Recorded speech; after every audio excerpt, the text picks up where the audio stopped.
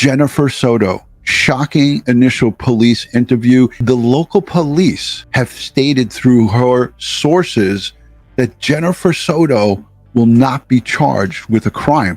But I'm here to tell you that as a retired police detective and worked cases and built many cases over my time in 20 years, sometimes you go with your case file and you go with your evidence to the district attorney and they tell you, you don't have enough, we need more.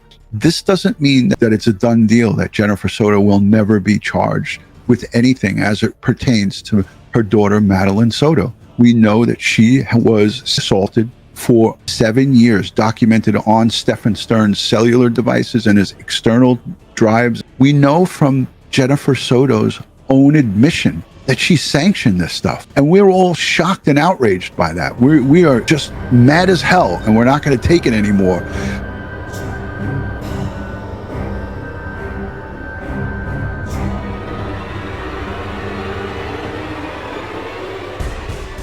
Jennifer Soto, she does not get a free pass, ladies and gentlemen. What we see on the surface is not anywhere near what they have behind the scenes, because she's not only been interviewed once, she's been interviewed twice, and she may have been interviewed a third and a fourth time.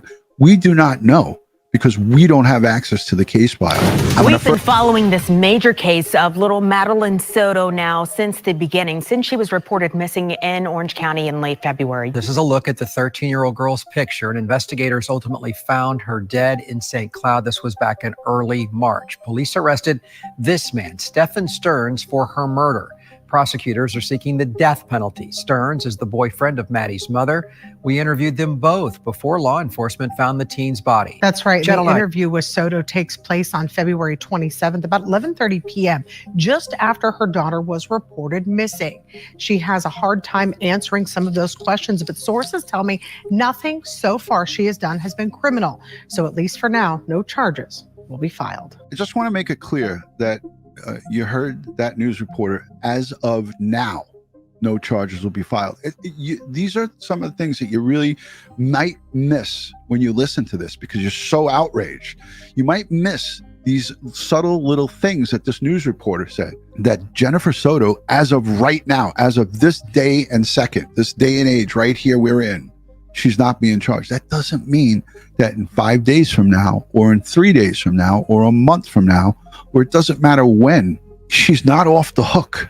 Jen said it wasn't until after Madeline Soto did not come out of the school and was told she wasn't actually there all day that she started to worry. My guest here, Timmy Acosta, retired NYPD first grade detective. Hey, thanks for having me, Ron. Appreciate it. So I'm a retired New York City first grade detective. I did 20 years with the NYPD in various units. Retired a long time ago. I've been retired just over 18 years. And in the past 18 years, I've been a private investigator. I've been certified forensic law enforcement polygraph examiner. I specialize in post-convicted sex offender testing, which means I conduct polygraph examinations on convicted sex offenders to make sure that they're not redoing some of the crimes, making sure that they following the rules and they're abiding by the rules of probation and their treatment. Presently, I conduct anywhere from 10 to 15 exams a month just on sex offenders. So I'm very familiar with sex offenders and the charges that are brought against them. It's fair to say that you're in your career and your time, you have a keen eye for detecting deception, detecting when someone's not telling the truth. And that's one of the primary reasons why I reached out to you, because when we look at Jennifer Soto here, she reeks deception. I mean, all of the interviews that we've seen, it's two of them with the news outlets, and all of her statements, they're all not correct. She makes mistakes, and she continually fumbles over what she's telling the investigators, and there was no urgency. So, I watched several of the interviews, and, I have to tell you, they looked very, very rehearsed to me. She was very, very calm. I've dealt with parents that are missing children. They are not calm, okay? She was very, very calm, which is very unusual. One of the things is, when she mentioned the time, who comes up with a time 10:18? I mean, you say around 10 o'clock, around 10:30. She came up with a very specific time, 10:18. To me, it just appears that could have been very well rehearsed, and they had come to an agreement exactly of what they were going to say so that they were both on the same page as much as possible. I think she kind of fell apart a little bit, and that's why the story kept changing. And, detectives being detectives probably kept pushing her and kept twisting it a little bit, and she was forgetting what she was saying. And it's just normal interrogation or interview practice for an investigator to get those different stories and get them to kind of twist it a little bit. Because you know what, Ron? What's one thing that is always true?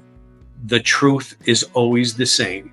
Okay, it's the lie that's always going to change, because people who are lying forget what they said. They're making it up as they go along, or they've rehearsed what they want to put out there that has happened. So it's not the truth. They're changing it as they go, because the truth is always going to be the same. Yeah. And the story would always be the same if she was telling the truth. And here is my notes, just one page of inconsistencies as it pertains to interview number 1 that we heard on Grizzly True Crime. Your thoughts on the news report that I just played, where the reporter said their sources. Okay, so we know that police sometimes do talk to the news, and we have these leaks, and that's why sometimes when we had search warrants, we never tell patrol about it. We would never tell anybody. They call us the Secret Squirrel Squad, kept everything secret. And we did that so nothing would leak out, right? So these news reporters have their sources, but when they talk about stuff like this, it gets everybody in a tizzy, because they think this woman just said and told the world that she said, go take my daughter and sleep with my daughter. I'm having a bad night. I want to get a good night's sleep. Go take my daughter. And it's so descriptive and so vile that you hear her mother say this, and it just makes your blood boil. How in God's name could they not charge this woman? And I want to get your thoughts on what could be some of the charges if they had enough evidence to come forward and charge her with. Well, clearly, every state's going to have its own statutes. I looked up some of what Florida has, child neglect, child abuse, child neglect with great bodily harm. The child abuse with great bodily harm in the first degree, you're looking at 30 years. I mean, this young girl is deceased, so obviously would more than likely fit that, right? I got to tell you, Ron, I find it very, very, very hard to believe that they're not going to charge her with something. I don't believe that for 1 second. I think that's total misinformation. One of the things I caught right at the very end of the news clip, there was, if you listen to what the reporter said, it was something along the lines of, there's nothing that Jen said, that the mother said so far to the police that would lead them to charge her. It doesn't mean, I think it's just, almost like a tease to get people to watch it. Because, Listen, if you could play that end part again, just like the last couple of seconds, Ron. Important here, tire part. He changed that tire near the same location where Madeline's body was found. Now, Greg, something important here, that it doesn't mean she'll never be charged. If investigators find something else that would warrant charges, they would do that. But at least right now, this is where we stand. But nothing in this interview or any of the other evidence we received has given detectives a reason to charge her. Right. That part right there. As Tim said, and I highlighted, the news is there to report and to make things sound good for advertising, but for the audience, so they get their clicks and views. It's about sensationalism. But I'm just saying, with this report, this sent everybody who's invested in this, and this is a worldwide case, they just sent everybody, just some people are just like, I can't watch this. I am so depressed. So that's what I don't like about it. Solid case. So they're not going to charge somebody until they have all of their ducks lined up in a row, and that they know that they can bring a case that they will more than likely guarantee that they win. Of course, there's never a guarantee they're going to win it, but they want a case that's so rock solid that they're going to get that win, and they're going to wait until they get everything that they need. They can wait till the very end.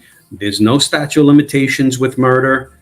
They can wait as long as they need just to get everything, together so that they can bring these charges.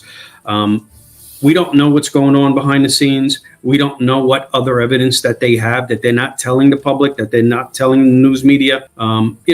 they could be working out a deal with this child's mother in order to make that rock solid case against, Stephan. Do we even want to call her a mother, Timmy? Well, it's terrible. But again, she is that child's mother and she's responsible for that child. And if they're proving that this guy's been molesting this child since she was 7 years old, she is culpable. She is responsible for that child. She neglected that child and she should be charged. I don't believe that they're not going to charge her. I just don't believe that would happen.